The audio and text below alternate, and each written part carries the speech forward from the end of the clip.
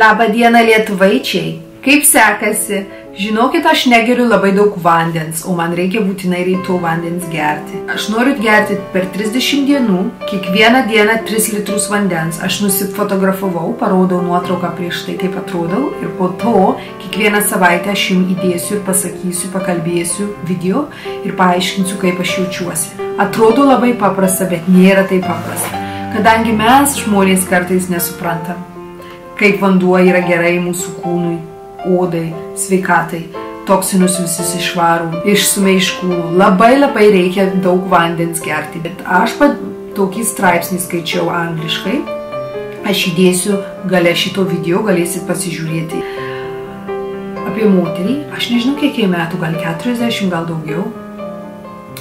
Kaip jinai prieš tai atrodė ir kaip jinai po to atrodo, kai pradėjau gerti tą vandenį. Kaip kūnas ir veidas pasikeitė. Aš žinokit, tikrai nustebau. Žinau, visi mes žinom, kad to vandens reikia daug gerti. Aš noriu įsiamžinti pati savo, pasižiūrėti ir jums, ar kas nors pasikeitė ar ne. Nu, nežinau. Tai čia manau vadinasi, kad challenge'is.